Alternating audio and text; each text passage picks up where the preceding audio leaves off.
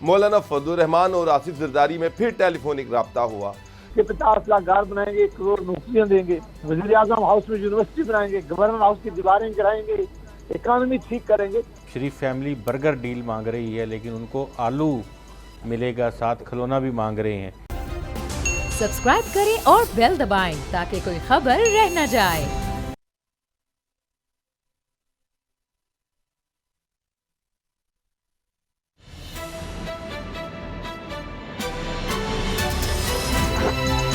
अब पता चला। अस्सलाम वालेकुम नाज़रीन, मैं हूं बाबर डोगर और आप देख रहे हैं प्रोग्राम अब पता चला। इस वक्त सियासत में डील और ढील की तकरार जोरों पर है। हुकूमत का दावा है कि नून लीग खुद नवाज शरीफ से जान छुड़ाना चाहती है। वफाकी वज़ीर इत्तलात फवाद चौधरी का यह दावा है कि नून लीग के पहली सफ के 4 लोग किसी से मिलने गए तो कहा कि नवाज शरीफ ने मुल्क के साथ ज्यादती की, आप हमारी तरफ क्यों नहीं देखते। सवाल यह है कि नून लीग की पहली सफ के 4 लोग कौन हैं, ये किससे मुलाकात का जिक्र हो रहा है, ये फवाद चौधरी ही बता सकते हैं। लेकिन अगर इनका दावा सच्चा है तो मतलब नून लीग के अंदर से ही नवाज शरीफ को हटाने की बातें होने लगी हैं। दूसरी तरफ हुकूमत को हटाने के लिए अपोजिशन भी हाथ पांव मार रही है। मौलाना फजलुर रहमान और आसिफ जरदारी में फिर टेलीफोनिक रब्ता हुआ। क्या ये रब्ता माजी के गिले शिकवों शिकायतों सब कुछ ख़त्म कर देगा या नहीं, इस पर भी बात करेंगे। लेकिन सबसे पहले ये ढील और मुलाकातों पर डांटते हैं कि इनकी हकीकत क्या है। नाज़रीन, आज हमारे साथ सेनेटर मुर्तज़ा अब्बासी मौजूद हैं इन डील और ढील के सवालात का जवाब देने के लिए, जबकि गुलाम मुर्तज़ा साहब ब्यूरो चीफ इस्लामाबाद मेरे को साथी एंकर हमारे साथ मौजूद होंगे। तो सेनेटर जावेद अब्बासी साहब, पाकिस्तान की सियासत में एक मरतबा फिर डील और ढील की गूंज सुनाई दे रही है। आपके पास क्या खबरें हैं, कौन शोर बचा रहा है, ये डील और ढील इसका मतलब क्या है? बिस्मिल्लाहिर्रहमानिर्रहीम, बहुत शुक्रिया। देखें जी, ये मिनिस्टर और प्राइम मिनिस्टर की टीम है जो असल इशू से तवज्जो हटाने के लिए ये कर रहे हैं। असल इशू इस मुल्क का क्या है? महंगाई है, बेरोजगारी है, जो स्टेट बैंक का लॉ इन्होंने गलत पास किया है, जो कीमतें रोज पेट्रोलियम की बढ़ रही हैं, जो दवाइयों की बढ़ रही हैं, जो चीनी और आटे के मसले हैं, उससे असल इशू से तवज्जो हटाने के लिए वो या उनका कोई एक वजीर या प्राइम मिनिस्टर साहब ऐसी बातें करते हैं। इनके पास क्या पोजीशन है कि इनसे कुछ चीज मांगे? ना इनके साथ कोई बात करने के लिए तैयार है, ना हम बात करेंगे, ना ही कोई ऐसी बात है। लिहाजा ये सिर्फ लोगों की तवज्जो, मीडिया वाले असल इशू को छोड़कर ऐसे सवालात उठाएं, इसलिए ये सारा खेल खेला जा रहा है। इसमें ना कुछ सदाकत है, ना हकीकत है, दूर दूर तक इसमें। सेनेटर जावेद अब्बासी साहब, मैं आपसे ये जानना चाहूँगा कि जिस तरह वज़ीर-ए-आज़म के मामले खुसूसी हैं शहबाज गिल, उन्होंने कहा कि शरीफ फैमिली बर्गर डील मांग रही है, लेकिन उनको आलू मिलेगा, साथ खिलौना भी मांग रहे हैं। ये क्या है, क्या बात है, किस तरफ इशारा किया जा रहा है? मैं अपनी बड़ी बेइज्जती समझाऊं कि अगर मैं उस लेवल पर जाके उसका जवाब दूं, तो उस काबिल नहीं है कि मैं उसके किसी सवाल का जवाब दूं। अच्छा जावेद अब्बासी साहब, वज़ीर इत्तलात फवाद चौधरी ने यह दावा किया है कि नून लीग की पहली सफ के 4 लोग, इनके जो टॉप लीडरशिप है उनके 4 लोग जो हैं वो किसी से मिलने गए तो कहा कि नवाज शरीफ ने मुल्क के साथ ज्यादती की, आप हमारी तरफ क्यों नहीं देखते। ये क्या मामला है? क्या पार्टी में कायद का पता साफ करने के लिए रास्ता तैयार किया जा रहा है? नहीं, फवाद चौधरी साहब को कहेंगे आप वज़ीर इत्तलात दें, तो के तर्जुमान है, आप जरूरत करें, उन 4 के नाम बताएंगे वो कौन है और किस से वो मिले। अगर ये सच्ची बात है तो बर्बादी करके हम डिमांड करते हैं उन 4 आदमियों के भी नाम बताएं और ये भी बताएं कि वो किससे मिले हैं, ताकि फिर क्लियर पता चल सके। ये सारी झूठी खबरें हैं जो मैंने पहले कही हैं, इनमें कोई सदाकत नहीं है, कोई हकीकत नहीं है।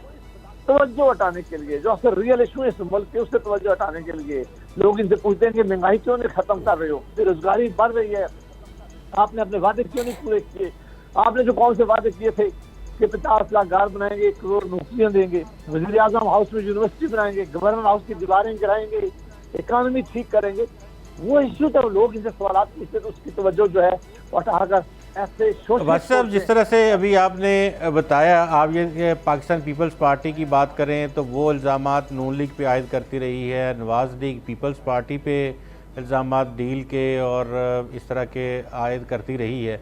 अभी केपी में मौलाना फजल रहमान की जमात जो है पहले मरले में इलेक्शन जीती, तो उन्होंने भी आवाज़ देकर कहा कि हमें भी आजमा लिया जाए। तो ये कौन है जो डील के तलबगार हैं, किन से कहा जाता है कि हमें भी आजमा लिया जाए, हमें भी मौका दिया जाए? कोई हकीकत इन बातों में नहीं है, ना इन बातों में कोई सदाकत है। झूठ पे मबनी सारे शोशे हैं, उनके ऊपर मैं इतना ही कह सकता हूँ कि ये सिर्फ जी जावेद अब्बासी साहब, मौलाना और आसिफ जरदारी में टेलीफोनिक रब्ता हुआ है और उसमें ये बात की गई है कि जनाब हम मिलके चलें। तो क्या आपको क्या लगता है कि अपोजिशन एक बार फिर मुत्हिद होना चाह रही है और हुकूमत को टफ टाइम देगी? वो दोनों सियासतदान हैं, सियासतदान आपस में बातें करते रहते हैं। पार्लियामान के अंदर सारे इकट्ठे हैं, पीपल्स पार्टी, नून और मौलाना साहब की जमात जो पार्लियामान के अंदर है, और हम सारे इकट्ठे होकर इस हुकूमत का मुकाबला कर रहे हैं। और बाहर भी इंशाल्लाह इकट्ठे होकर मुकाबला करना चाहिए और इस हुकूमत की जान छुड़ानी चाहिए। ये अच्छी बात है। सियासतदान हमेशा आपस में रब्ता रखते हैं, उन्होंने आपस में रब्ता रखा है, इसमें कोई इसमें से पाकिस्तान की आवाम के लिए बस अब पाकिस्तान पीपल्स पार्टी ने 27 फरवरी का अनाउंस कर रखा है, जबकि पीडीएम ने 23 मार्च के लिए डेडलाइन दी हुई है लॉन्ग मार्च की। तो क्या अब हमें ऐलानात तक ही ये देखने हैं कि मुख्तलिफ जमातें ऐलानात करती हैं, पीछे हट जाती हैं? इससे पहले भी लॉन्ग मार्च की बड़ी बातें हुई, इस्तीफ़ों की बातें हुई। अब क्या हिकमत अमली है? 23 मार्च को होगा या 27 वाला आप ज्वाइन करेंगे? बस ये डिटेल यही है कि इंशाल्लाह वक्त का इंतजार करें, हर साल नजर आएगी आपको। इस वक्त सबका एक ही मकसद है कि लोगों की, आवाम की हुकूमत से जान छुड़ाई जाए। ये जुल्म कर रही है, ज्यादती कर रही है, महंगाई कर रही है, गुर्बत फैला रही है। पाकिस्तान के माशी हालात बहुत ज्यादा खराब है, गवर्नेंस के बड़े सीरियस इशू हैं। लिहाजा सारी सियासी जमातें जो हैं इस हुकूमत के खिलाफ सब आ रहा है और कोशिश कर रही हैं कि इंशाल्लाह आवाम की। बहुत शुक्रिया सेनेटर जुवैद अब्बासी साहब। गुलाब सर जी, कल बड़ा धुआंधार किस्म के दावे किए गए। मेरा मतलब है कि फैसलाबाद में शहबाज गिल साहब जो हैं वो कह रहे हैं कि जनाब ये डील करना चाह रहे हैं, लेकिन इनको डील की बजाय आलू मिलेगा। फवाद चौधरी साहब लाहौर में ये कह रहे हैं कि जनाब इनके चार अहम लोग जो हैं वो किसी से मुलाकात करने गए और उन्होंने कहा जी नवाज शरीफ ने मुल्क के साथ बहुत बुरा किया है, लिहाजा आप हमारी तरफ क्यों नहीं देखते। यानी कि नवाज शरीफ के खिलाफ उनके बकौल एक बगावत तो हो चुकी है और ये चाहा जा रहा है कि नवाज शरीफ की रिप्लेसमेंट पार्टी में कोई और आ जाए। इसी तरह शेख रशीद साहब जो हैं वो एक और बात कर रहे हैं, वो कह रहे हैं डील का तो टाइम चला गया, अब ढील भी नहीं होनी, ढील भी अब ख़त्म हो जाएगी। तो ये जो कल एकदम चढ़ाई की गई पीटीआई की तरफ से, इसको आप किस तरह से देखते हैं? वाकई कोई डील की बातें हो रही हैं? क्या ऐसी कोई चीज़ चल रही है जो गवर्नमेंट का इतना सख्त रिएक्शन आया? देखें, डील की बातें, तो अगर डील की बातें करते हैं तो इससे पहले आप हमें आईएसपीआर की उस प्रेस कॉन्फ्रेंस की जानब देखना होगा जिसमें बताया गया था कि किसी के साथ कोई डील नहीं हो रही है। अभी ये ख़ुद कह रहे हैं कि अब डील नहीं होगी। इसका मतलब अब ये बता सकते हैं दोनों अहबाब के, फवाद चौधरी साहब और शहबाज गिल साहब के, वो डील को हो रही थी, या जिसका इन्होंने कहा कि डील नहीं मिलेगी, अब डील नहीं मिलेगी, आलू नहीं मिलेगी। इसका यानी कोई चीज़ थी दरमियान में। इसका मतलब तो ये है कि ये डिनाई कर रहे हैं उस स्टेटमेंट को भी जो आईएसपीआर की जानब से दिया गया था, लेकिन इनकी किसी स्टेटमेंट को भी अभी तक किसी ने डिनाई नहीं किया कि कोई ऐसी चीज़ हुई है या होने वाली है। बाकी शेख साहब को तो अगर हम ये देखें तो शेख साहब, आपको पता है कि हम बचपन से देखते आ रहे हैं कि उनकी इसी तरह की बातें होती हैं और हर महीने हर हफ्ते बाद उनकी बात तब्दील हो जाती है। कोई ज़्यादा उसमें फ़िक्रमंदी की बात नहीं होती। लेकिन यहाँ अगर पाकिस्तान तहरीक इंसाफ की हम पॉलिटिक्स की बात करते हैं, इनके बयानात की बात करते हैं, तो अभी तक आप ख़ुद रेट कर लें कि शहबाज गिल साहब के बयानात और उनकी बातचीत कितनी ऑथेंटिक होती है, और इसके साथ साथ फवाद चौधरी साहब जो सियासी बयान देते हैं उसमें कितनी सच्चाई, कितनी हकीकत होती है। तो ये तो साफ नज़र आता है कि कोई ऐसी चीज़ इनकी अपोजिशन के पास ज़रूर मौजूद है। जिस तरह से एहसन इकबाल साहब ने कुछ दिन पहले एक प्रेस कॉन्फ्रेंस करके कहा था कि 26-27 लोग उनके साथ राब्ते में हैं, इसी तरह उनके दीगर रहनुमाओं ने भी बताया कि कौन कौन से लोग राब्ते में हैं जो सिर्फ टिकट की के लिए कह रहे हैं कि हमें टिकट की आप पेशकश कर दें टिकट लाजमी दे दें तो हम आपके साथ हैं। तो वो कौमी असम्बली में भी, पंजाब असम्बली में भी और दीगर सूबों में भी कुछ न कुछ लोग जो हैं वो रब्ता इनसे कर रहे हैं। अब दोनों सियासी जमातें दावे, वादे और इल्ज़ामात लगा रही हैं। लेकिन गुलाम मुर्तज़ा साहब एक तरफ मिनट गुलाम मुर्तज़ा साहब, जो आपने बात की ना वो बड़ी अहम है कि DGISPR जो है उन्होंने बड़ा क्लियरली वाज़े तौर पर कहा था कि किसी से कोई डील नहीं होने जा रही, ना ही किसी से कोई डील हो रही है, ये बड़ा क्लियर कहा था। अब मेरा मतलब है कि फवाद चौधरी साहब इंफॉर्मेशन मिनिस्टर हैं, हम ये नहीं कह सकते कि ये बात जी जो मर्जी कहते रहेंगे। शहबाज गिल साहब स्पोक्समैन है, ऑफिशियल स्पोक्समैन है, शेख रशीद साहब इंटीरियर मिनिस्टर हैं। अगर ये भी इसी तरह वेपर की उड़ा रहे हैं और ऐसी बातें कर रहे हैं जिससे ISPR का जो क्लेम है उसको ये चैलेंज कर रहे हैं, मैं तो इसको चैलेंज ही कहूँगा, क्योंकि जब उन्होंने क्लियरली कह दिया कि कोई डील नहीं हो रही तो फिर ये किस तरह से फवाद चौधरी साहब कहते हैं कि 4 लोग किसी मिलने गए और डील की बातें हुई हैं, शहबाज शरीफ साहब कह रहे हैं ये डील मांग रहे हैं, इनको आलू नहीं मिलेगा, या ये इस तरह की जो स्टेटमेंट्स आ रही हैं, तो आपका क्या ख्याल है? क्या अब इसकी कोई आनी चाहिए कंट्राडिक्शन, इस पर कोई बयान आना चाहिए कि ये हुकूमती मिनिस्टर जब इस तरह की बातें कर रहे हैं तो इसको कौन कंट्राडिक्ट करेगा? क्या ISPR करेगा? कौन करेगा? देखें, जिस तरह से इससे पहले आपको पता है कि बताया गया था कि कोई डील नहीं हो रही है और इस तरह की तमाम ये स्पेकुलेटिव हैं, इन स्पेकुलेशंस को खबरें ना बनाया जाए। लेकिन तो सर खबरें हम नहीं बना रहे, खबरें हम नहीं बना रहे, अब तो ये मिनिस्टर खबरें बना रहे हैं, तो अब उनकी तरफ से ये चीजें आ रही हैं, मीडिया खबरें नहीं बना रहा। अभी तो बिल्कुल डॉक्टर साहब, अब तो हम देख रहे हैं कि अब ये शुरू हो गए हैं, ख़ुद मसलन वज़ीर इत्तलात व नशरियात, मावन ख़ुसूसी इत्तलात व नशरियात, इंटीरियर मिनिस्टर, वो अब बता रहे हैं कि डील थी, डील नहीं थी, मुलाकात हो रही थी, ये हुआ था, वो हुआ था। तो अब किसकी बात के ऊपर एतबार किया जाए? अब फिर लगता है कि एक आध जुमला जो है फिर दोबारा ज़रूरत पड़ेगी इसकी कि वो कहा जाए कि ये भी गलत कह रहे हैं, वो भी गलत कह रहे थे, या शायद अब ना आए, तो पता नहीं सूरत हाल किस तरफ जाती है। लेकिन ये बड़े ज़िम्मेदाराना एक अदारे की जानिब से जब इस तरह बड़ा जो बयान है, इतनी बड़ी बात जो है उसकी क्लैरिफिकेशन आ जाए, तो मेरे ख्याल में इस मामले पे अगर कुछ था भी तो सब लोग खामोश हो गए थे उसके बाद, तो इनको भी, हुकूमती लोगों को भी खामोशी इख्तियार करनी चाहिए थे। लेकिन अब ये कि 4 लोगों ने ये कहा और 2 लोगों ने ये कहा, तो ये इस तरह की बातें भी अब की जा रही हैं। तो अब सवाल उनकी जानिब से भी आज आ गए हैं काफ़ी सारे, जो पाकिस्तान मुस्लिम लीग नवाज़ ने प्रेस कॉन्फ्रेंस की, शायद खकान अब्बासी साहब ने भी कहा कि कौन है वो लोग 4, उनका नाम बता दिया जाए, किसके पास गए थे वो भी बता दिया जाए, कब गए थे वो भी बता दिया जाए। तो ये बात रुकने वाली नहीं है, ये बात अब आगे बढ़ेगी।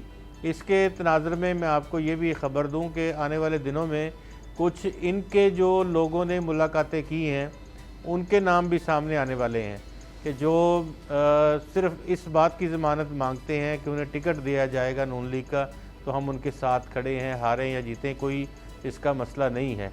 तो ये दोनों सियासी जमातें एक दूसरे को नीचा दिखाने की कोशिश कर रही हैं, लेकिन जो इस वक्त सूरत हाल है, जो इंतज़ाम जिस तरह का चल रहा है, तो अगर इस बात की तायीद या तरदीद नहीं होती तो हम फिर तो यही कह सकते हैं कि ये सही कह रहे हैं, फवाद चौधरी भी सही कह रहे हैं, शहबाज गिल भी सही कह रहे हैं कि डील हो रही थी, डील दरमियान में टूट गई और अब बर्गर की बजाय डील में आलू मिलेगा।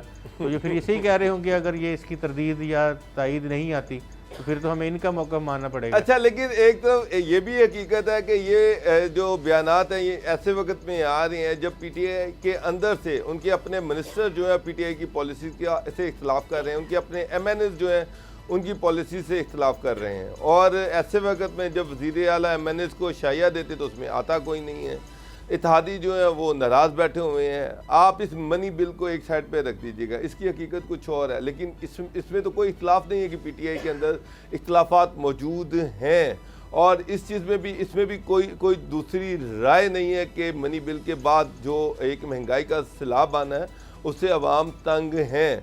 तो इन चीज़ों के तनाजुर में इस तरह की स्टेटमेंट्स को आप किस तरह से देखते हैं? देखिए, ये जो स्टेटमेंट्स हैं ये अपनी ही रिफ्लेक्शन इनको नज़र आ रही है।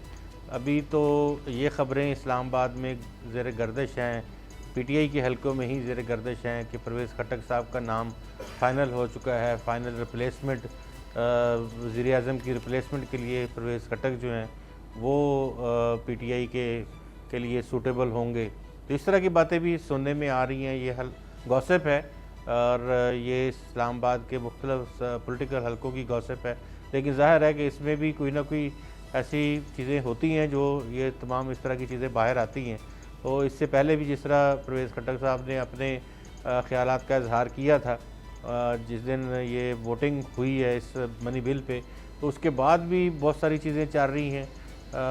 लेकिन इनको काउंटर करने के लिए जिस तरह के नैरेटिव घड़े जा रहे हैं उसमें ज़्यादातर हमें नज़र आ रहा है कि इस्टेब्लिशमेंट को सामने रख के बात की जा रही है। पॉलिटिकल पार्टीज़ को बुनियादी नुक्ता जो है वो सामने रखना चाहिए कि एक दूसरे के साथ बात करें, एक दूसरे के ऊपर इल्ज़ाम आयद करें, ना कि तीसरे फरीक को इल्ज़ाम देते हुए, तीसरे फरीक के ऊपर उंगलियां उठाते हुए कोई भी जमात जो बात करे वो हम उधर से बात हो रही है, वो कहीं इधर से नहीं हो रही, उधर से हो रही है।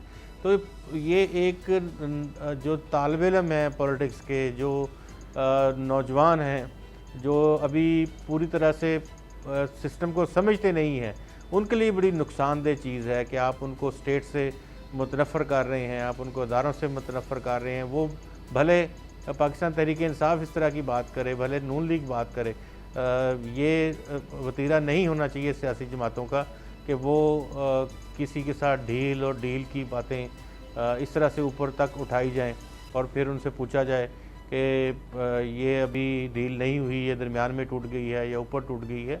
तो ये बहुत ही मुश्किल जो हालात हैं वो पैदा कर देगी आने वाले वक्तों में। हमारे लोग पूरे सिस्टम से यकीन उठ जाएगा लोगों का, और आम जनरल जो आम शहरी हैं उनका, और हमारी जो यूथ है उनका ख़ुसूसी तौर पे।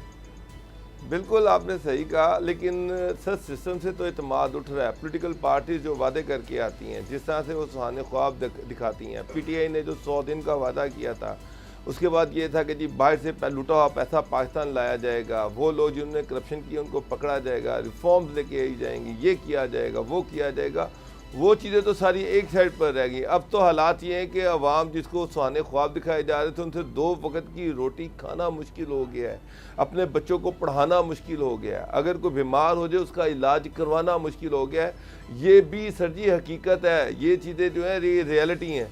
बल मुर्जा साहब, एक मरतबा फिर जो बैरिस्टर शहजाद अकबर साहब हैं वो एक मरतबा फिर बरतानिया के साथ एग्रीमेंट करना चाह रहे हैं। जो मुजरिम है उनकी एक्स्ट्राडिशन का, कि जी मुलजमान के तबादले का एक मायदा किया जाए। एक मरतबा फिर ट्रेन की बत्ती के पीछे लगाया जा रहा है। पिछले 4 साल से मैं ये सुन रहा हूँ कि जी बरतानिया के साथ एग्रीमेंट किया जा रहा है, वहाँ से नवाज शरीफ को वापस बुलवाया जाएगा, नवाज शरीफ वापस आ जाएंगे, अब ये हो रहा है, अब ये हो रहा है। अब फिर एक खुसूसी वजारती कमेटी का इजलास हुआ जिसकी सदारत शेख रशीद ने की।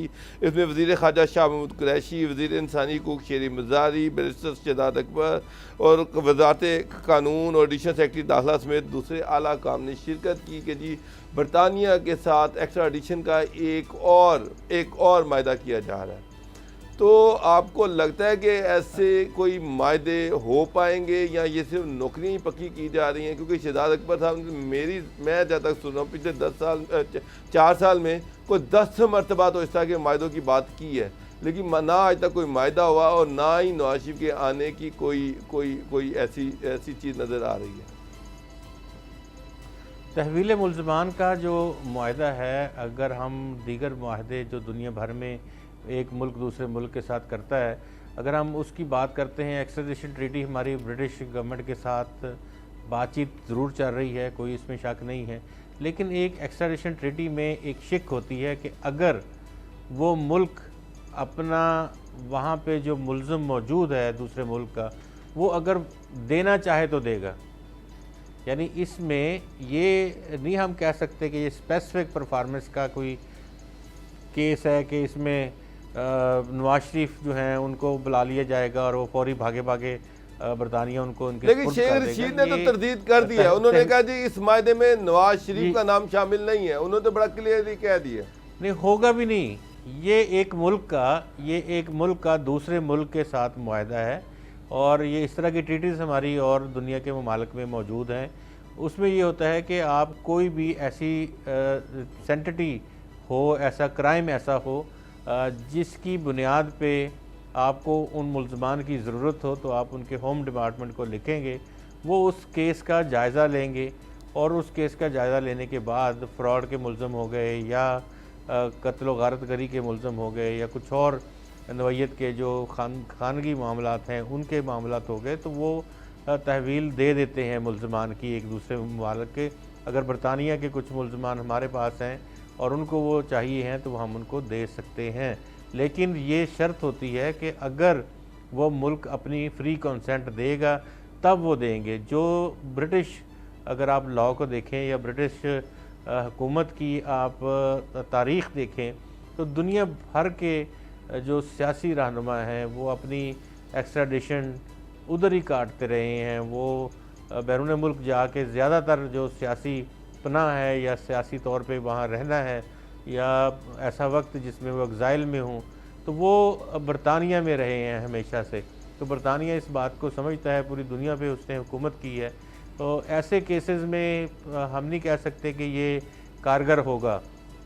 और जो भी लोग, अब अगर आप शाह ईरान से लेके आप दुनिया के किसी भी मुल्क में जहाँ से हुक्मरान मूव करके इंग्लैंड पहुँचे हों, तो आप उनसे देखें, उनके ऊपर इल्ज़ामात ऐसे ही थे कि उसने ख़जाना लूट लिया, उसने सारा कुछ खा पी गए और उन्होंने मुल्क का बेड़ा गर्क कर दिया। तो इस तरह के इल्ज़ामात के तहत ही तमाम दुनिया के लेकिन मुर्दा साहब मैं वहाँ पहुँचते हैं। मैं आपको एक बात बताऊं, बड़ा इन्वेस्टिगेट किया, मेरी बड़ी डॉक्टर से बात हुई। जिस वक्त नवाशी का मेडिकल यहाँ पे टेस्ट हो रहे थे, उनके ब्लड सैम्पलिंग ली जा रही थी। ब्लड सैम्पलिंग जो थी, जो कोल्स में ली जाती थी, वो कुछ और होती थी।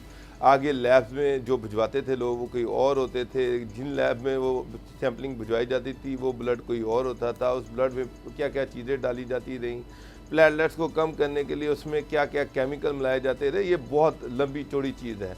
यहाँ तो एक चीज़ ये भी है कि मियाँ साहब का जब पहला टेस्ट आया तो उसमें उनकी शुगर का लेवल 450 दिखाया गया, और जब उनकी जो नर्स थी, जो उनकी अटेंडेंट थी, उन्होंने कमरे में जाके उनको सैम्पलिंग दिखाई तो मियाँ साहब गाजरों का हलवा खा रहे थे, और उसने कहा कि मियाँ साहब आपकी ब्लड शुगर जो है आपकी वो तकरीबन 450 है। मियाँ साहब बस पड़े। उन्होंने कहा जी मुझे पता है, आप फिक्र ना करें, गोली खाऊँगा सब कुछ ठीक हो जाएगा। तो जब ऐसे हालात में सारी चीज़ें की गई और सारे जो टेस्ट थे वो भी इसी तरह ही हैं, अब इन्होंने एक कमेटी बना दी है कि बाहर से जो रिपोर्ट्स आएंगी जनाब उसको चेक किया जाएगा। वो रिपोर्ट जो हैं, यहाँ से जब रिपोर्ट्स बाहर गई हैं वो इस तरह की थी, तो बाहर लंदन से जो रिपोर्ट्स आएंगी मुर्दा साहब वो भी इसी तरह की होंगी। और मुझे तो नहीं लगता कि कमेटी को कोई ऐसी चीज़ मिलेगी जिससे वो ये कह सके कि मियाँ साहब बिल्कुल ठीक है 100% और वो पाकिस्तान वापस आ सकते हैं। आपका क्या ख्याल है? बिल्कुल सही कह रहे हैं आप, क्योंकि जिस तरह से यहाँ टेस्टों की मैनिपुलेशंस हुई है, और इन दिनों में हमें तो ये भी खबरें मिलती रही हैं कि मियाँ साहब कीमे वाले 2-2 नान खा जाते थे उन दिनों में। दोनों भाई कहीं बैठे एक दिन, तो उन्होंने दोनों ने एक नान पूरा जो है कीमे वाला वो खाया। बात यह है कि अगर बीमारियाँ और सेहत तो अल्लाह के हाथ में है, बीमारी भी ज़ाहिर है कि उसी की तरफ से आती है, लेकिन इस तरह से मैनेज करना अभी, क्योंकि पूरा हुकूमती स्ट्रक्चर ये हमें बता रहा है, बार बार रोज़ाना ये बात करते हैं कि मियाँ साहब ने धोखा दिया। साहब तो उस वक्त मुल्ज़म थे, वो तो इनकी कस्टडी में थे, तो फिर कौन लोग थे जिन्होंने उनके टेस्ट जो थे वो भी ख़राब कर दिए। मुर्दा साहब इस वक्त ब्रेक का टाइम है, नाज़रीन ब्रेक का टाइम है, मिलते हैं ब्रेक के बाद।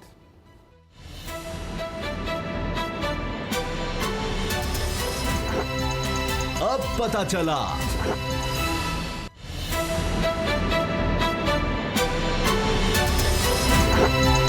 अब पता चला। अस्सलाम वालेकुम नाज़रीन, हाल ही में मौलाना फजलुर रहमान और आसिफ अली जरदारी के दरमियान राब्ते बहाल हुए हैं, बर्फ़ पिघलना शुरू हुई है। इतलात के मुताबिक मौलाना फजलुर रहमान और आसिफ अली जरदारी के दरमियान टेलीफोनिक गुफ्तगू हुई है, जिसमें सियासी मामलात पर डिस्कशन हुई है, तबादला ख्याल हुआ है, जिसमें मौलाना फजलुर रहमान ने गिले शिकवे भी किए। उन्होंने ये भी इल्ज़ाम लगाया कि जब भी कोई ऐसा टाइम आता है फिर पार्टी बेवफाई कर जाती है, जिस पर आसिफ अली जरदारी का ये कहना था कि जनाब अगर आप उस वक्त इस्तीफ़ों के इशू पर लचक दिखाते तो हालात इस तरह ना होते, फिर पार्टी को इस तरह के सख्त फैसले ना करने पड़ते। तो नाज़रीन, लग रहा है कि मौलाना फजल रहमान जो हैं वो लचक दिखा रहे हैं। इनको उन्होंने ख़ुद आसिफ अली जरदारी को फ़ोन किया। अब 26 फरवरी को पे पार्टी ने अपने मार्च की डेट रखी हुई है, 23 मार्च को पीडीएम ने अपने मार्च की डेट रखी हुई है। कोशिश हो सकता है कि ये की जा रही है कि दोनों मार्चेस इकट्ठे किए जाएँ, किस तरह से हुकूमत को टफ टाइम दिया जाए। मौलाना फजल रहमान जो हैं वो तो ये चाह रहे हैं कि किसी भी सूरत में ये मार्च कामयाब होना चाहिए। गुलाम मुर्तज़ा साहब, आप इस्लामाबाद में बैठे हुए हैं, ये जो एकदम मौलाना फजल रहमान ने आसिफ अली जरदारी साहब को फ़ोन किया और सियासी राब्ते बहाल करने की कोशिश की गई है, इसको आप किस तरह से देखते हैं? क्या इतलात हैं आपके पास?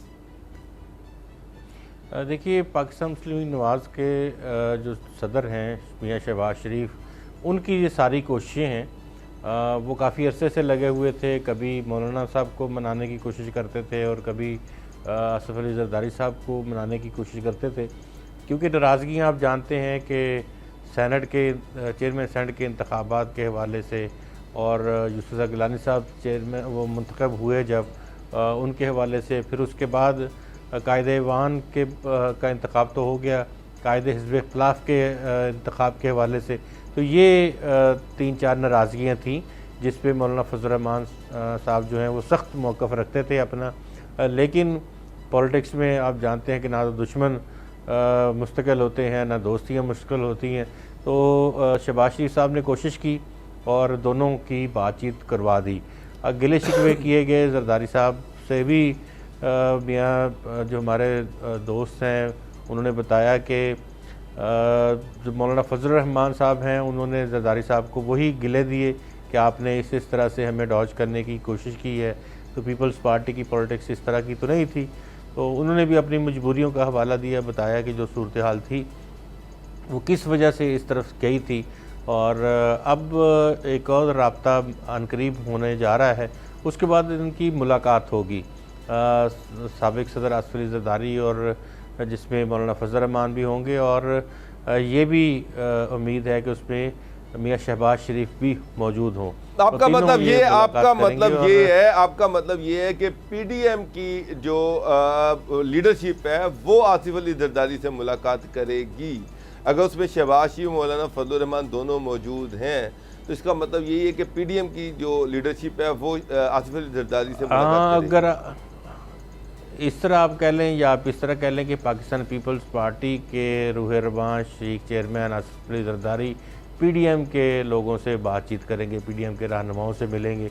दोनों एक ही तरह की बात है। पॉलिटिकली उन्होंने पीडीएम को इनफेक्टिव, बुनियादी तौर पे अगर हम देखें कि पीडीएम बड़ी कामयाब जा रही थी, बहुत सारे गेंस उन्होंने किए, लेकिन जब ये मूव्स सेनेट की हुई तो पीडीएम कमज़ोर हो गई और पीडीएम के फ़ैसला लेने की सलाहियत और दीगर सारी चीज़ें क्वेश्चन हो गई।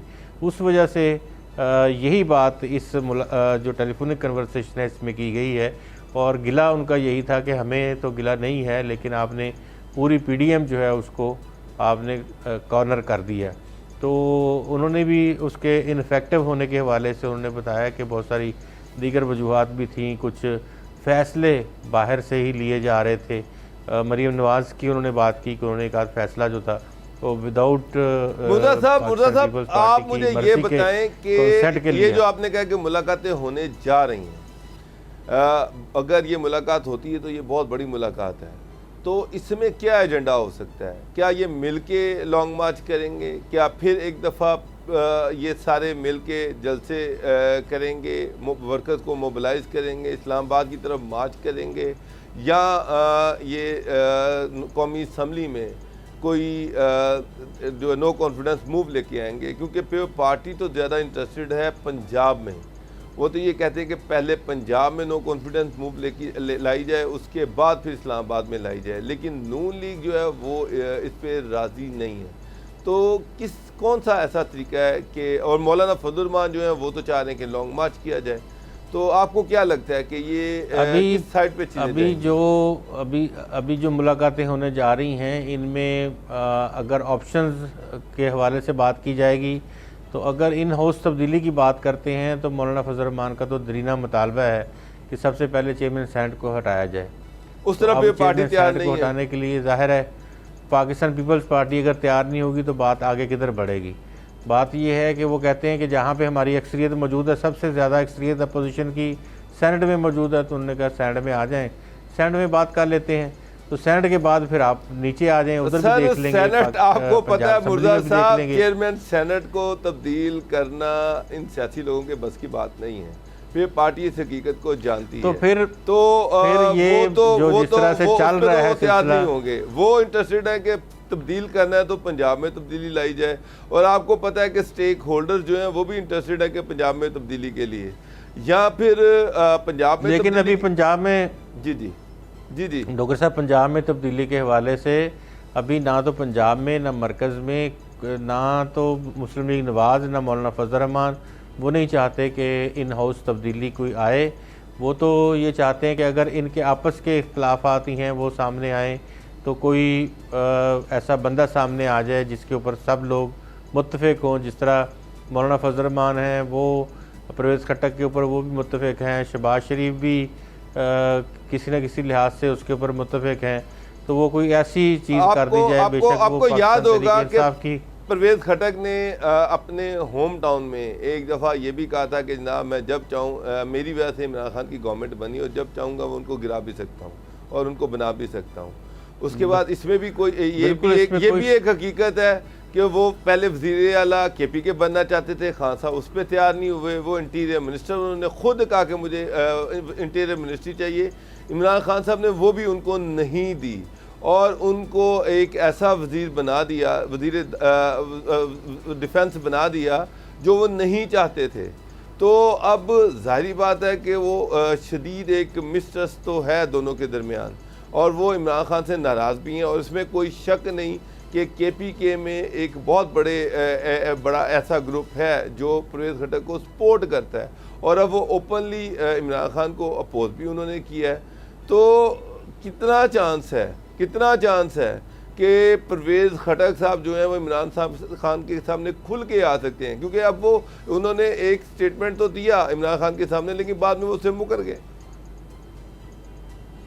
वो सामने ही हैं, बस वो जिस तरह कहते हैं ना, खूब पर्दा है चिलमन से लगे बैठे हैं, साफ छुपते भी नहीं, सामने आते भी नहीं। उनके साथ मैं को 2-3 दफ़ा मेरी 1-on-1 मुलाकात हुई, बैठते हैं, गपशप लगाते हैं, सिगरेट पीते हैं। वो उस वक्त तो जैसी बातें कर रहे होते बंदा सोच भी नहीं सकता कि PTI के हवाले से या खान साहब के हवाले से कोई इस तरह की परवेज़ खट्टक साहब भी बात कर सकते हैं, क्योंकि दिल से जले हुए हैं वो। उनके साथ बहुत ज़्यादतियाँ हुई हैं, पाकिस्तान तहरीक इंसाफ ने उनको बहुत जलील किया है, और उन्हें अपने शहर में भी नौशहरा और अपने सूबे में भी, और ऐसे ऐसे लोगों से जिनका पॉलिटिक्स सिर्फ तहरीक इंसाफ की वजह से वो पॉलिटिक्स में आए हैं, और तहरीक इंसाफ की पॉलिटिक्स के बाद उनकी कोई सियासत भी नहीं है। परवेज़ खट्टक आपको पता है कि एक मंजे हुए सियासतदान है, कितने अरसा से वो पॉलिटिक्स में हैं, और फिर किस तरह की उनकी पॉलिटिक्स, जिस तरह से बाकी बड़े रहनुमा हैं तमाम सियासी जमातों में, तो ये एक बड़ा नाम है। अगर आप कहें कि जहांगीर तरीन साहब के बाद परवेज़ खट्टक साहब का नाम तो बड़ा नाम है वहाँ उनका, सूबा खैबर पख्तूनख्वा की पॉलिटिक्स में और इंतज़ामी मामलात के हवाले से भी वो उन्होंने डिलीवर किया है। तो ये सारी चीज़ें जो हैं वो अगर सामने रखी जाएँ तो उनके साथ उनकी अपनी जमात ने बड़ी ज़्यादतियाँ की हैं। तो अगर वो इस तरह का कोई ऑप्शन उनको मिलता है, और वो मेरा ख्याल है कि वो ज़रूर अवेल करेंगे, और उसको ये अपने दोस्तों को भी बताना पसंद करेंगे। वो कहेंगे, जिस तरह वो पहले भी कह चुके हैं कि मैं चाहूँ तो हुकूमत हम ला भी सकते हैं, हुकूमत गिरा भी सकते हैं। तो वो तो प्राइम मिनिस्टर के सामने उन्होंने ये बात की है। इससे पहले वो अपने हलके में भी, जिस तरह आपने कहा, वो कह चुके हैं। सूरत हाल डेवलप हो रही है आहिस्ता आहिस्ता, और आने वाले चंद दिनों में मज़ीद सूरत हाल आगे बढ़ेगी। लेकिन कोई भी अपोजिशन जमात इस वक्त हुकूमत लेने के लिए तैयार नहीं है, और वो यही कहते हैं कि 1 साल कम अज़ कम ऐसे शख्स को या ऐसी जमात को हुकूमत दी जाए जो ये मलबा जितना भी है वो कम अज़ कम अपने सर के ऊपर ही रखे, और उसके बाद इंतखाबात करवाए जाएँ। फिर इंतखाबात के नतीजे में, शफाफ इंतखाबात के नतीजे में जो भी हुकूमत बनती है उसको इक़्तिदार जो है वो दे दिया जाए। तो नहीं, ये मुर्तज़ा साहब, सारी बिल्कुल सूरत बिल्कुल आप हाल इस सही वक्त- कह रहे हैं कि जो सूरत हाल इस वक्त बनी हुई है, जो इकोनॉमिक सिचुएशन है, जो मुल्क में अफरा तफरी है, इस हालात में कोई भी अपोजिशन पार्टी 1 साल के लिए हुकूमत लेना, मेरा नहीं ख्याल कि उसको कोई फ़ायदा होगा उसमें। बेहतर यही है, हर एक तमाम अपोजिशन पार्टी ये चाहती हैं कि कोई ना, अगर गवर्नमेंट गिरती है तो कोई एक इंटरम सेटअप बन जाए और वो इंटरम सेटअप जो है वो 6 महीने साल के बाद इलेक्शन करवाए और उसके बाद इक़्तिदार की मुंतकली हो, जिसको भी मिले पूरा मैंडेट मिले।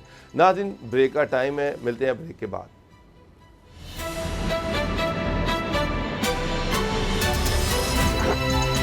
अब पता चला।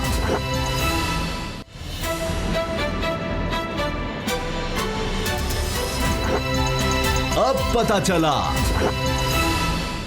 वेलकम बैक नाज़रीन। लाहौर में मसीहा कातिल बन गए। लाहौर के सर्विस हॉस्पिटल में एक 30 साला नौजवान अपने अहले खाना के साथ सुबह 6:11 पर सर्विसेज हॉस्पिटल की एमरजेंसी में आता है। वहाँ पर उसका ट्रीटमेंट के लिए आता है। मामूली चेस्ट पेन है और 6:41 पर वो अपने खाल के हकीकी से मिल जाता है। डॉक्टर अपनी रिपोर्ट में ये लिखते हैं कि जनाब, ये जो डेथ है, ये जो बंदा है, ये रिसीव्ड डेथ है, यानी कि जब ये आया तो ये डेड था, इसकी डेथ हो चुकी थी। अहले खाना उस वक्त शोर मचाते हैं और वो ये कहते हैं कि वो बेचारा 20 मिनट तक इलाज के लिए तड़पता रहा, तरसता रहा। डॉक्टरों के पाँव पकड़े गए, डॉक्टरों ने तवज्जो नहीं दी और अल्टीमेटली 6:41 पर उस नौजवान की मौत हो जाती है। वो खाल के हकीकी को मिल जाता है। उसके बाद अहले खाना वहाँ पर शोर मचाते हैं, वाइडिये वहाँ पर इकट्ठी होती है, अहले खाना को मारा जाता है, पुलिस को बुलवाया जाता है, पुलिस के ज़रिए से फैमिली पर टॉर्चर करवाया जाता है। उसके बाद वाइडिये लाहौर के सर्विस हॉस्पिटल की एमरजेंसी बंद कर देती है और वहाँ वो सारे लोग जो हैं एमएस के कमरे के बाहर जाकर एहतजाज करते हैं। एमएस जो है वो डॉक्टर एहतशाम एक ईमानदार ऑफिसर है, एक पेशेंट्स का ख्याल करने वाला डॉक्टर है, एक प्रोफेशनल है, थोरोली प्रोफेशनल है। उसकी सारे जितनी भी डॉक्टर्स कम्युनिटी है उसकी रिस्पेक्ट करती है, इज्जत करती है, लेकिन उसके साथ बदतमीज़ी की जाती है। डॉक्टर एहतशाम जो है उनको जब अहले खाना अप्रोच करते हैं तो वो ये चाहते हैं कि इसकी इंक्वायरी होनी चाहिए। सीसीटीवी फुटेज निकलवाई जाती है। सीसीटीवी फुटेज में बड़ा क्लियरली आता है कि 6:11 पर वो नौजवान चल के वहाँ पर आया, यानी कि वो रिसीव्ड डेड नहीं था, वो उसका इलाज किया जाना चाहिए था। वो मसीहाओं के पास आया कि उसका इलाज किया जाएगा, लेकिन उसका इलाज नहीं किया गया और अल्टीमेटली वो उसकी डेथ हो गई। उसके बाद 3 दिन से वाइडिये ने सर्विसेज हॉस्पिटल की एमरजेंसी को बंद किया हुआ है, एमएस के कमरे पे कब्ज़ा किया हुआ है। गवर्नमेंट ने एक कमेटी बना दी है, सीसीटीवी फुटेज उसको मिल गई है, लेकिन वाइडिये पीछे हटने को तैयार नहीं है। इशू ये है कि वाइडिये के doctor Salman Haseeb, doctor Mahmudul Hasan, doctor Mohammad Imran और सलमान सरवर के ख़िलाफ़ कार्रवाई की सिफारिश की गई है। यानी कि जो इनिशियल इंक्वायरी आई है उसमें चीज़ें फैक्ट्स क्लियर हैं कि वो रिसीव डेड नहीं था। डॉक्टरों ने जो इनिशियल उसका एग्जामिनेशन किया उस रिपोर्ट को भी टेम्पर किया हुआ है। तो वो वाइडिये, ये जो यंग डॉक्टर्स हैं, इनका काम है कि वो मरीज़ों की देखभाल करें।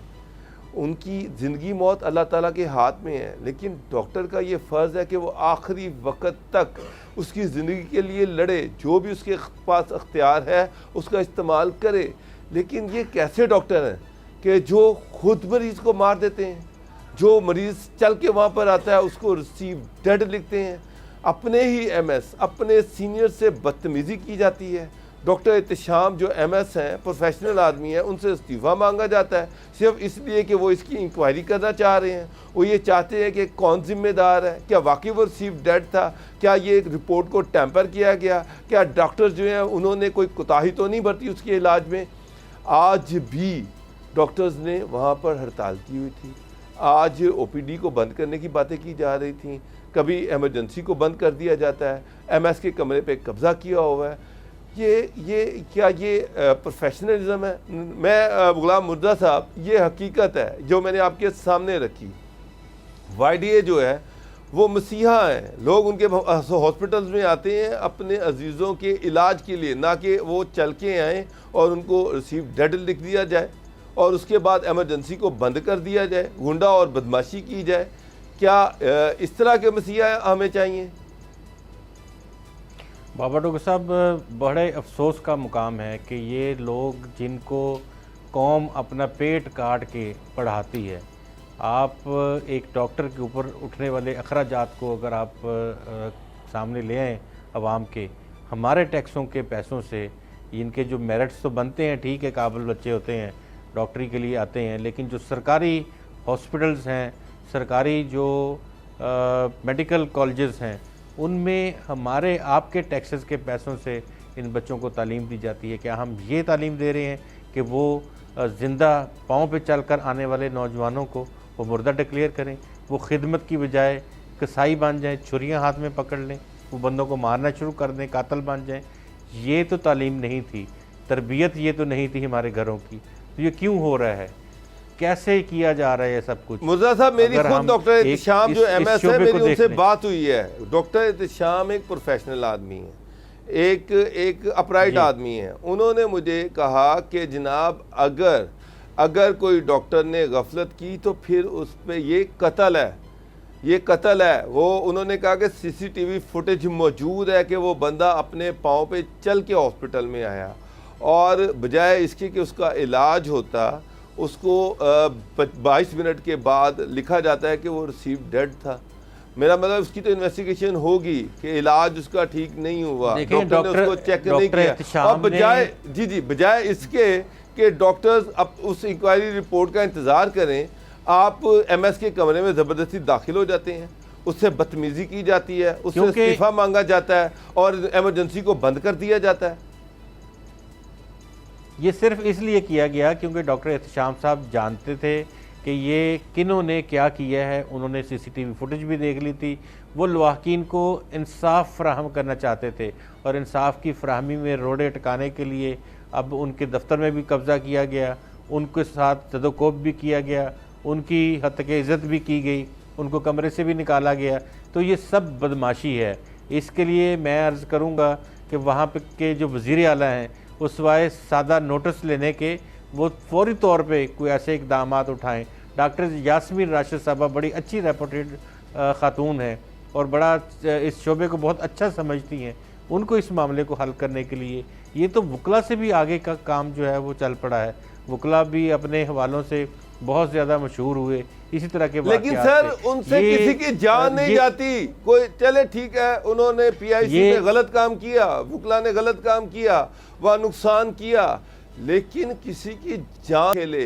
यहाँ पर एक 30 साला जवान जो हॉस्पिटल जिंदा आता है उसकी डेथ हो जाती है और YDA जो है बजाय के YDA जो है वो बदमाशी पे, गुंडागर्दी पे उतरी हुई है और हुकूमत बेबस नज़र आ रही है। असल चीज़ ये है कि हुकूमत को एक्शन लिया जाना चाहिए था। अभी तक जो इंक्वायरी रिपोर्ट आई उस पर एक्शन किया जाना चाहिए था, जो अभी तक नहीं हो सका। मेरी इल्तमास है इस हुकूमत से कि इनको सख्त एक्शन लेने पड़ेंगे अगर ये चाहते हैं कि अस्पतालों में प्रोफेशनलिज्म हो, डॉक्टर असल तौर पर मसीहा बने। तो फिर हुकूमत को खड़ा होना पड़ेगा, MS के साथ खड़ा होना पड़ेगा, हॉस्पिटल की इंतज़ामिया के साथ खड़ा होना पड़ेगा और ऐसे गंदे अंडे जो इस तरह की हरकतें कर रहे हैं उनको करार वाकई सज़ा देनी पड़ेगी। बहुत शुक्रिया नाज़रीन, मिलते हैं कल आपको फिर दोबारा। खुदा हाफिज़।